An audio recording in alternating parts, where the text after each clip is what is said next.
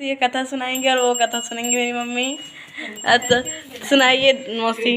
हाँ सुना। इस दिन व्रत करके कटारे पर जल का एक लोटा भरकर रख ले। फिर बयाना रखने के लिए खंड का या मिट्टी का करवा ले और ढक्कन में चीनी भर ले। उस पर 1 रुपया रख दे।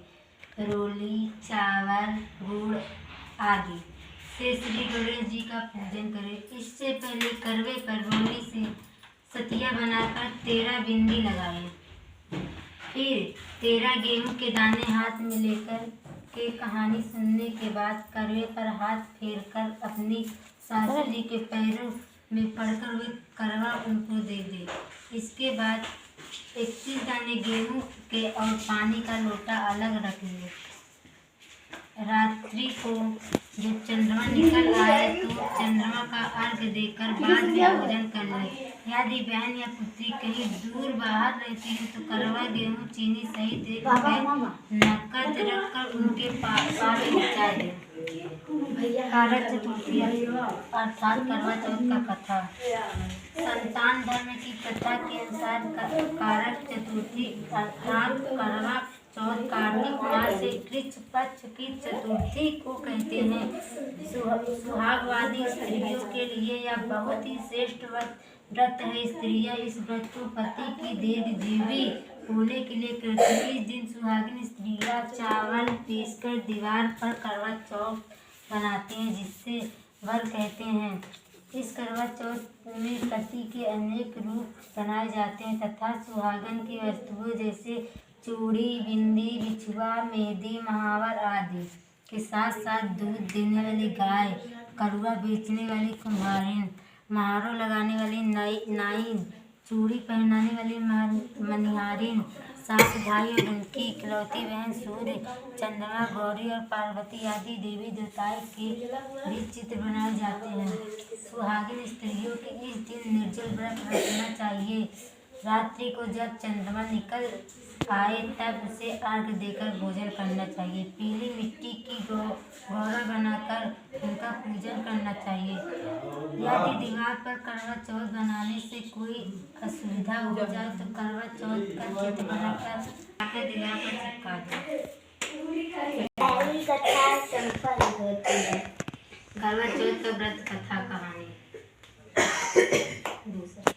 तो भाई और बहन एक साथ बैठकर भोजन करते थे। दूसरी कथा ये।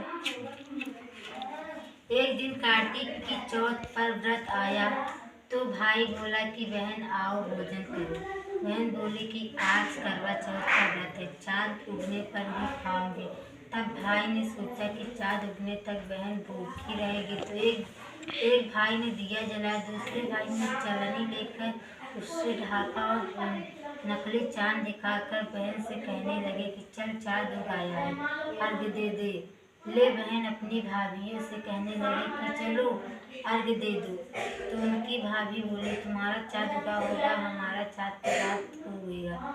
बहन ने तब अकेले ही अर्घ दे दिया और खाने लगी तो पहले ग्रास में बाढ़ आ गया, दूसरे ग्रास में कंकड़ आया और तीसरा ग्रास की ओर किया तो उसके ससुराल से संदेशा आया कि उसका पति बहुत बीमार है।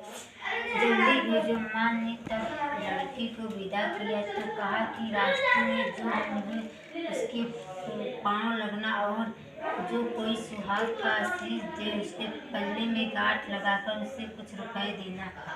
बहन जब भाइयों से विदा हुई तो रास्ते में जो भी मिला उसे यह आशीष दिया कि तुम 7 भाइयों की बहन, तुम्हारे भाई सुखी रहे, तुम उनका सुख देखो। सुहाग का आशीष किसी ने भी नहीं दिया। तब वह ससुराल पहुंची तो दरवाजे पर उसकी छोटी ननद खड़ी थी। वह उसके भी पाँव लगी, उसने कहा कि सुहागिन रहो। सपूती हो गई तो उसने यह सुनकर पल्ले में गांठ बांधी और ननद को सोने का सिक्का दिया। जब भीतर गई तो सासू ने कहा कि पति धरती पे पड़ा है तो वह उसके पास जाकर उसकी सेवा करने के लिए बैठ गए। बाद में सासू ने दासी के हाथ बची कुची रोटियां भेज दी।